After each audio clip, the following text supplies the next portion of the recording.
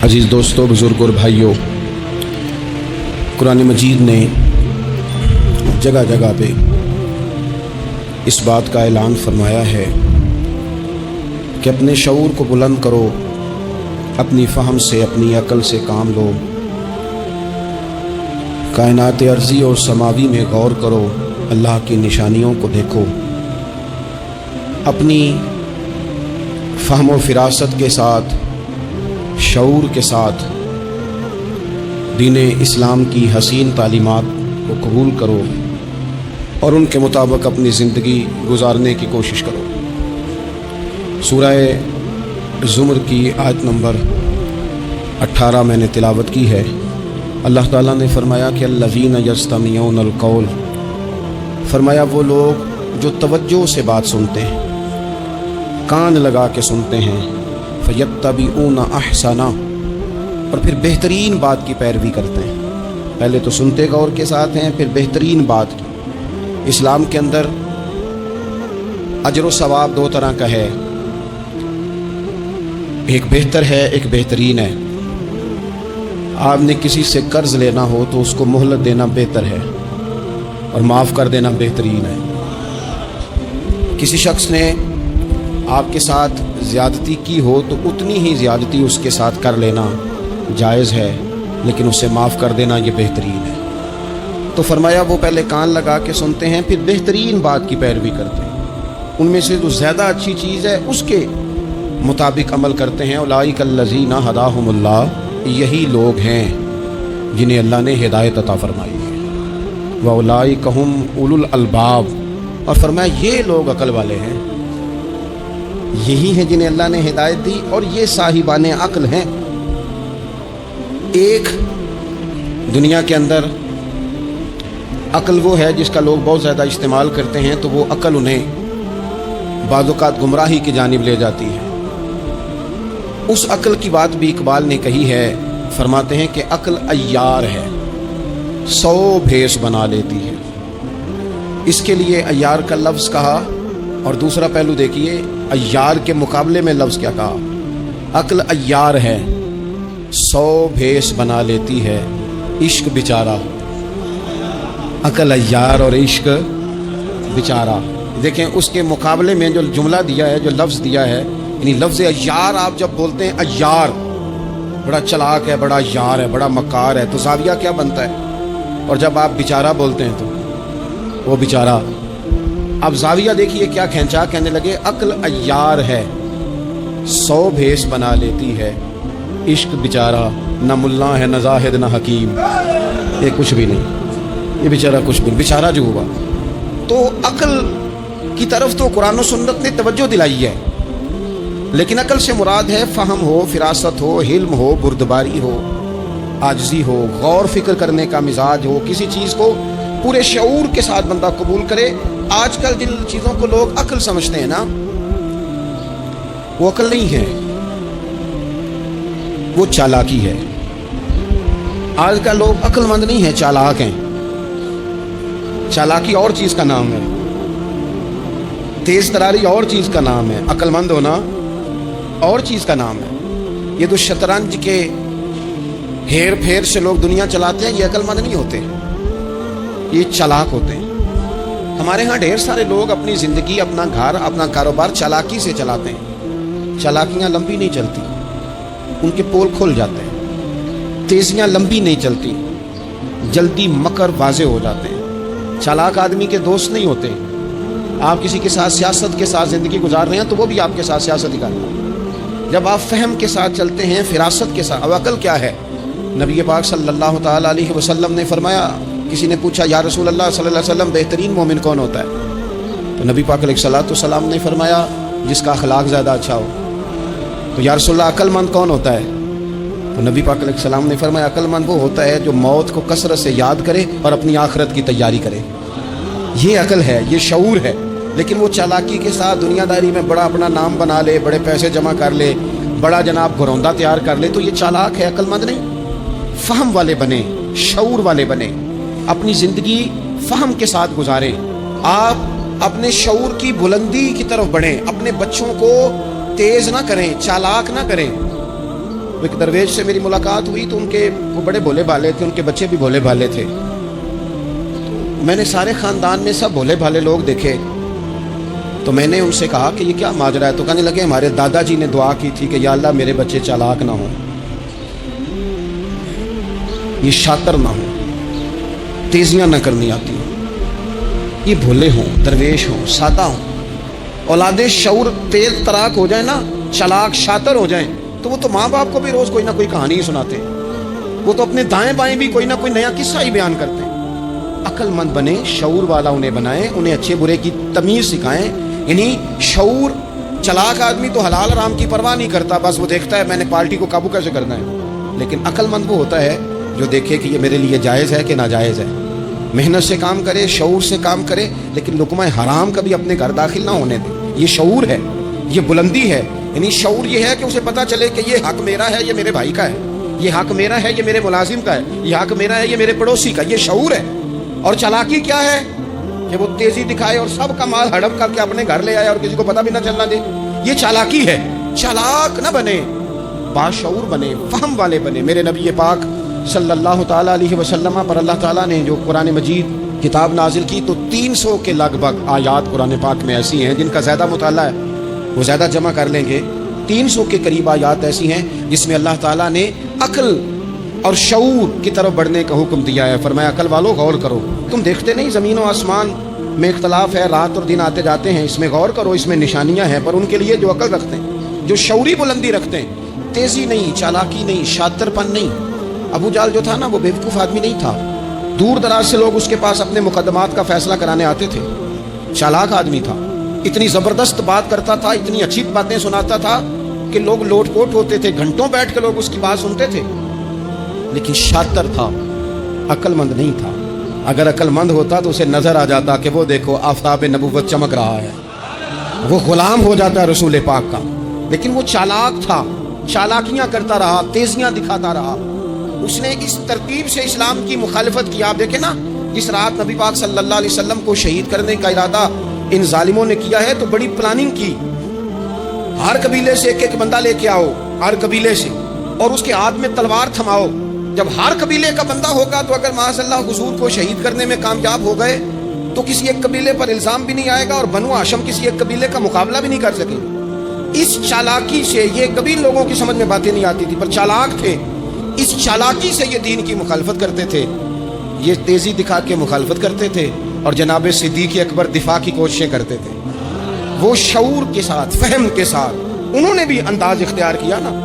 इन्होंने चालाकी की कि हर कबीले से एक एक बंदा। वो तो अल्लाह की हिकमत थी कि सरकार ने एक मुट्ठी में पकड़ के मट्टी फेंकी तो इनकी आंखों के आगे अल्लाह तबारक व तआला ने पर्दे डाल दिए। लेकिन इसके मुकाबले में हज़रत सिद्दीक़ अकबर फहम व फिरासत का, शऊर का वो मुज़ाहरा कर रहे हैं। वो कैसा बंदोबस्त करते हैं, कहते हैं अपने गुलाम से कि 2 ऊँटनियाँ मोटी ताज़ी, उनको तुमने ले के गार के उस जानिब आ जाना है। अपने गुलाम से कहते हैं कि तुमने इन ऊँटनियों को वहाँ पहुँचाना है। बेटे से कहते हैं सारा दिन काम काज के सिलसिले में इधर उधर जाना और काफिरों की बातें सुन के पहुँचाना कि नया मंसूबा क्या बना रहे हैं। अपनी बेटी से कहते हैं पुत्र खाना पका के, कल का बासी नहीं ताज़ा पका के, और फिर उसको तैयार करके, और बेटा दिन के उजाले में नहीं रात के अंधेरे में आना। अब यहाँ इकबाल बोले, इकबाल कहने लगे जब इश्क सिखाता है आदाब खुद आगाही, इश्क भी एक अकल देता है। जब इश्क सिखाता है आदाब खुद आगाही तो खुलते हैं गुलामों पर असरार शहनशाही।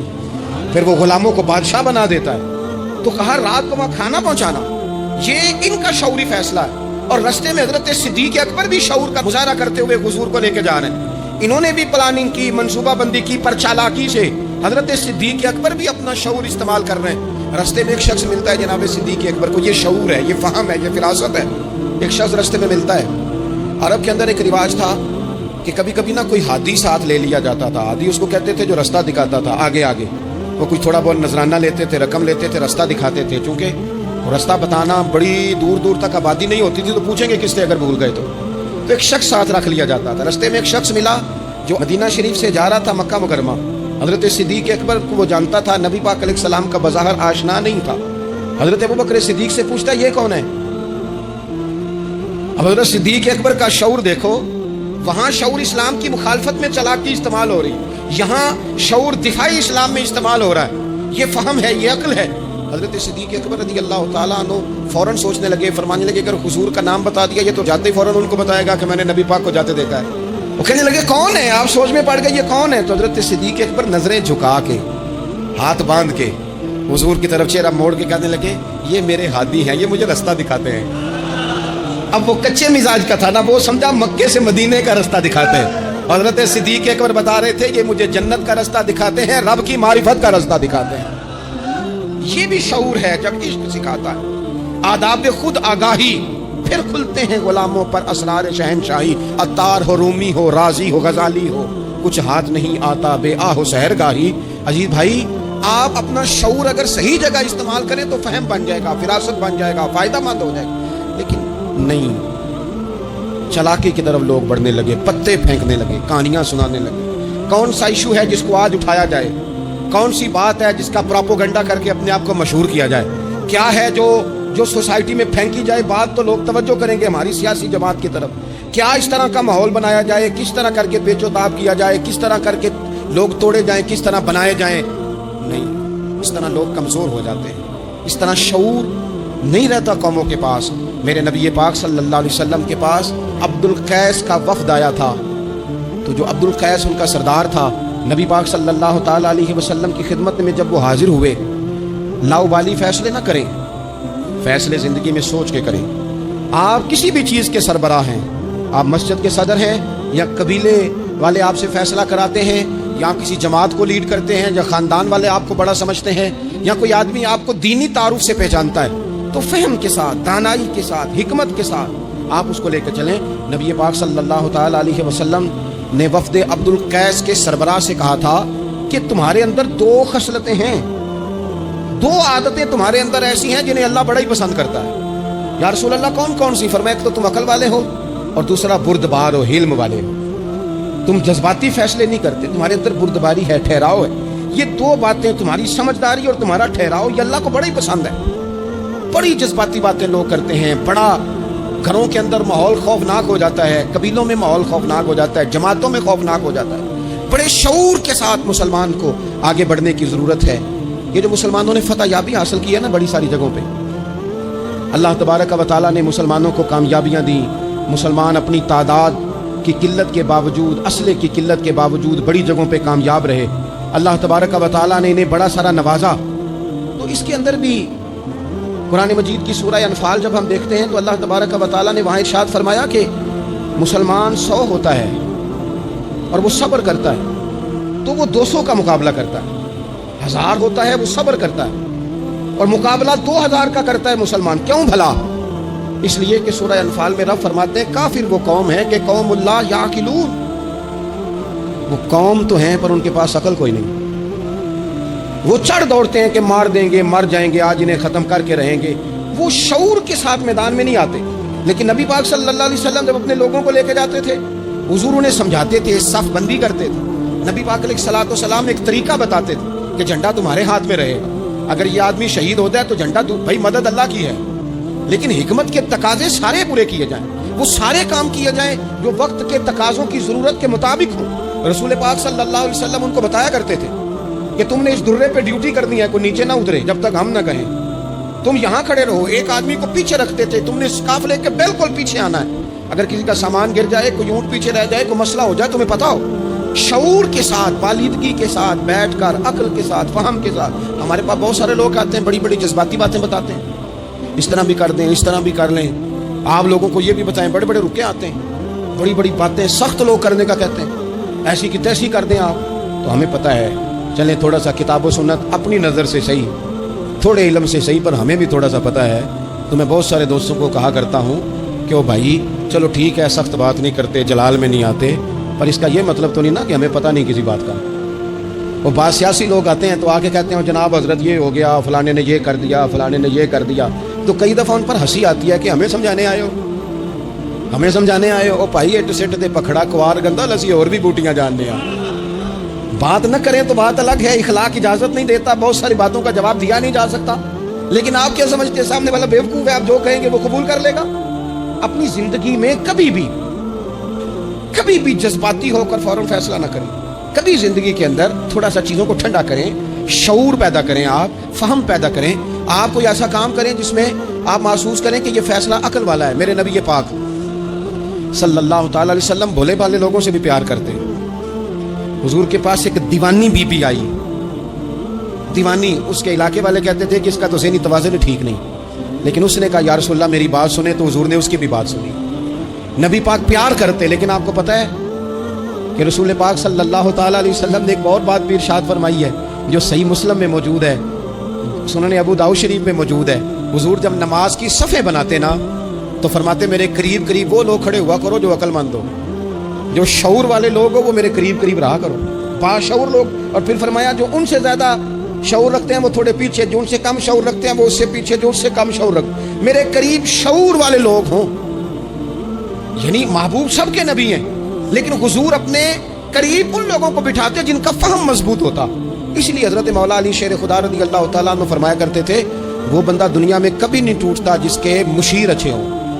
ہمارے آج کل مشیر نہیں ہوتے, ہمارے خوشامدی ہوتے ہیں. ہمارے وہ ہوتے ہیں جو ہمیں بلے بلے کہیں, ہمارے وہ ہوتے ہیں جو ہمیں کہیں کیا بات ہے, سبزہ سارا ہی سبز ہے باہر. اور ہم اتنی طاقت نہیں رکھتے کہ ہم تصویر کا دوسرا رخ بھی دیکھیں. تو اللہ کے رسول نے شعور کو سپورٹ کیا, عقل کو سپورٹ کیا, فہم و فراست کو سپورٹ کیا. فرمایا میرے قریب قریب. دیکھیں نا علماء نے ایک معنی یہ بھی اس کا بیان کیا ہے کہ جب کوئی باشعور آدمی قریب ہوتا ہے تو نماز میں کبھی لقمہ دینا پڑ جاتا ہے, کبھی بتانا پڑ جاتا ہے, کبھی کسی وقت امام کا وضو ٹوٹتا ہے اسے پیچھے جانا پڑ جاتا ہے. تو باشعور لوگ ہوں گے جب قریب تو حالات اور ہوں گے. اللہ کے رسول صلی اللہ تعالی علیہ وسلم باشعور لوگوں کو قریب رکھتے, شعور کی بات آگے پھیلاتے. میں بڑے عرصے سے یہ بات کر رہا ہوں, آج پھر کرتا ہوں. دینی ماحول کے اندر باشعور لوگوں کی بڑی ضرورت ہے, بصیرت افروز لوگوں کی بڑی ضرورت ہے, جن کے حافظے کبھی ہوں ان کی بڑی ضرورت ہے. اکثر ایسا ہوا کہ ایسے لوگوں کو لا کر دیا گیا, ایسے لوگ بٹھائے گئے جو شعوری طور پر بالکل ناپختہ تھے, لیکن ہر آدمی ہر جگہ پہنچ نہیں سکتا. کچھ لوگ کند ذہن ہوتے ہیں, کوئی کام بھی نہیں کر پاتے. تو زبردستی جبر کرنا کہ اسے مولوی بنانا ہے, اسے مولوی بنانا ہے, اسے حافظ ہی بنانا ہے, بھائی وہ بیچارہ نہیں اتنا شعور رکھتا. آپ کوئی ذہین فتین لوگ لے کے آئیں, باشعور لوگ لے کے آئیں جو سوسائٹی میں کچھ سمجھ بوجھ رکھنے کی صلاحیت رکھتے ہوں. وہ جب دین کو پڑھیں گے اور دین کو آگے پھیلائیں گے تو کچھ تقاضے سمجھ کر آگے پھیلائیں گے. آپ دیکھیے میرے نبی پاک صلی اللہ تعالی علیہ وسلم کے صحابہ کا شعور کتنا بلند تھا. حضرت زید بن ثابت رضی اللہ تعالیٰ عنہ کے ذمہ لگایا حضرت ابو بکر صدیق نے قرآن پاک کو جمع کرنا. فرمایا آپ صحابہ کرام سے لے کے جن کے پاس تھوڑا تھوڑا قرآن پاک ہے آپ جمع کریں, آپ لا کے اسے جمع کریں. اور وجہ اس کی یہ ہے کہ ایک تو آپ نبی پاک کے دور میں بھی قرآن پاک کی وحی لکھتے تھے, اور دوسری بات یہ ہے کہ آپ جوان بھی ہیں اور عقل مند بھی ہیں, لہٰذا آپ سے ہم نفع لینا چاہتے ہیں. باقاعدہ لفظ کے حضرت صدیق اکبر کہ چونکہ باشعور آدمی ہیں, فہم والے ہیں, لہذا آپ سے یہ کام لینا ہے. میں شکوہ نہیں کرتا, لیکن میں اس ذمہ داری سے کہتا ہوں میں قائل نہیں ہوں بچوں کو ڈنڈے مار کے پڑھایا جائے. ڈنڈے مار کے جب آپ پڑھاتے ہیں تو آپ خوف کے سائے میں تعلیم دے رہے ہیں, آپ سے لوگ ڈر رہے ہیں, گھبرا کر تعلیم دی جا رہی. وہ کیا اس سے سیکھے گا جس نے خوف کے عالم میں سبق یاد کیا؟ بچہ استاد صاحب کے سامنے کھڑا ہے تو وہ تھر تھر کانپ رہا ہے, اسے جو یاد ہے بیچارے کو وہ بھی بھول گئے ہیں. اور یہ کام مدرسوں سے زیادہ اسکولوں میں ہوتا ہے, اسکولوں میں زیادہ ہوتا ہے. لائق لوگوں کو, باشعور بچے کو آپ کو پتہ چل جاتا ہے آپ کا بچہ شعور والا ہے, پھر آپ اس کی مناسب کاؤنسلنگ کریں, اسے آپ مناسب طریقے سے اس کو سمجھائیں, اس کو آپ تھوڑا سا مینٹلی طور پر تیار کریں, اس کی نگرانی کریں کہاں آتا ہے کہاں جاتا ہے. پھر آپ جب کسی ادارے میں داخل کرائیں تو پھر باقاعدہ اس کی رپورٹ لیں, پتہ کریں. ہفتوں سالوں بیت جاتے ہیں, کوئی پوچھنے نہیں آتا ہمارا بچہ کیا پڑھ رہا ہے, تو بچہ پھر مان مانی کرے گا. نبی پاک صلی اللہ علیہ وسلم کی خدمت عالی مرتبت میں حضرت انس بن مالک رضی اللہ تعالیٰ عنہ کو ان کی جب والدہ لے کے آئی نا تو انہوں نے آ کے نبی پاک علیہ السلام سے کہا تھا یا رسول اللہ صلی اللہ علیہ وسلم یہ ہمارا بیٹا انس ہے, ہم اسے آپ کا خادم بنانے آئے ہیں. حضور اس میں دو خوبیاں ہیں, ایک تو جوان ہے اور دوسرا حضور بڑی سمجھ بوجھ رکھنے والا ہے, یہ باشعور ہے, آپ کی خدمت کرے گا. خدمت کے لیے بھی بچہ دیا, خدمت کے لیے. حضرت انس بن مالک حضور کی خدمت کرتے رہے, ڈیوٹی کرتے تھے. وہ نبی پاک کے گھر میں چھوٹے تھے, کام کاج کرتے تھے, حضور کسی کو بلانے بھیج دیتے, ازواج مطہرات کوئی کام کر دیتی. فرماتے میں آیا تو تھا خدمت کرنے, لیکن باشعور تھا, فہم والا تھا, کام بھی کرتا رہتا اور مدینے والے کی حدیثیں بھی یاد کرتا رہتا. سینکڑوں حدیثوں کا خزانہ حضرت انس بن مالک نے امت کو دیا ہے. وہ کام کرتے تھے لیکن باشعور تھے نا, تو اپنے شعور کی بلندی کی بنیاد پر کام کرتے کرتے انہوں نے دین سیکھ لیا اور سیکھ کر امت کو اتنا بڑا خزانہ دیا. لیکن اگر آپ جاہل آدمی لے آئیں, وہ جھٹ آدمی لے آئیں جس کا ذہن بالکل بند ہے, اس کو آپ لا کے بٹھا دیں تو سند کئی دفعہ مل ہی جاتی ہے. اعلیٰ حضرت بریلوی سے کسی نے کہا تھا عالم کے لیے سند ضروری ہے, فرمایا نہیں, عالم کے لیے علم ضروری ہے. فرمانے لگے سند یافتہ تو جاہل بھی کئی دیکھے. تو باشعور بنے اپنی زندگی میں, علم کے ساتھ, بردباری کے ساتھ, معاملہ فہمی کے ساتھ اپنی زندگی میں آگے بڑھیں. جذباتی فیصلے نہ کریں, جلدی سے ایموشنل نہ ہو جائیں. کوئی شخص آپ کو کسی جگہ آ کے فٹافٹ گڑبڑ کرنے کی کوشش کرے تو بڑی جلدی اس بندے کے بہکاوے میں نہ آئیں. کوئی کسی کے بارے میں خبر بریک کرے تو فٹافٹ اس خبر کا شکار نہ ہو. کوئی سیاسی آدمی آپ کو سبز باغ دکھانا شروع کرے تو تھوڑا سا شعور ہو آپ کے اندر, تھوڑا سا فہم ہو. آپ ذرا ان نعروں کو دیکھو تو صحیح, آپ کو کون سا نعرہ دیا جا رہا ہے. میں ہمیشہ یہ کہتا ہوں دوستوں سے کہ آپ ہمیشہ سے انہی نعروں پر آپ ووٹ دیتے جا رہے ہیں, انہی چیزوں پر آپ ووٹ دیتے جا رہے ہیں, انہی باتوں پر. زمانہ کہاں چلا گیا, دور college, university, science, technology, computer, دنیا کہاں نکل گئی. اور آج بھی آپ کو کہا جاتا ہے کہ مجھے ووٹ دو, میں سڑک پکی کرا دوں گا. آپ کم از کم اتنا تو کہیں کہ یار ہم اس گلی کے اندر 20 گھر رہتے ہیں تو ہم تھوڑے تھوڑے پیسے ڈال کے گلی خود پکی کرا دیں گے. آپ ہمیں قانون کی بالادستی جو ہے وہ معاشرے کے اندر پکی کر کے دیں. آپ ہمیں یہ بتائیں کہ یونیورسٹیاں کتنی بنائیں, آپ ہمیں یہ بتائیں کہ ہسپتالوں میں نظام کس طرح کا ہے, صحت اور تعلیم میں معیار ہمارا کیا ہے. ابھی تک وہی معاملہ, یعنی میں نے یہاں تک دیکھا ہے, آپ نے ناراض نہیں ہونا, یہاں تک دیکھا ہے کہ میں قبرستان کے لیے جگہ لے دیتا ہوں, مجھے ووٹ دے دو. چھوڑ دو یار یہ کام. اگر ہمیں جینے کے لیے جگہ ملے گی تو مر جانے کے بعد کے لیے بھی ملے گی. اس سے تھوڑا باہر اٹھ کے سوچو کیا کن چکروں میں ہم پڑ گئے. اپنی زندگی بالیدگی والی, پختگی والی بنائیں. آپ جب شعوری طور پر پختہ ہو جائیں گے پھر اللہ تعالیٰ آپ سے بہتر فیصلے کرائے گا, پھر آپ آگے بڑھیں گے. آپ اور میں, ہماری آنے والی نسل تیز تو ہو رہی ہے, باشعور نہیں ہو رہی. ان کے اندر پیسے کمانے کی مشین بننے کا جذبہ تو ہے لیکن تعمیر شخصیت کا کوئی کمال نہیں. لوگ غرض مند تو بہت زیادہ ہیں, درد مند نہیں.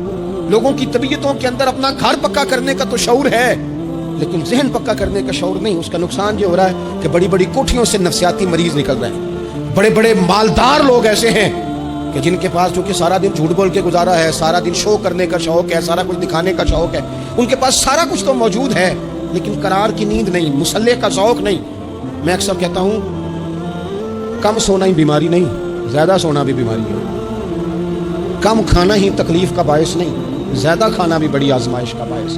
اور میرے بھائی اقبال جیسے لوگ رو پڑے, کہنے لگے بے وقوف ہونا ہی مسئلہ نہیں, زیادہ چالاک ہونا بھی بڑا ہی مسئلہ ہے.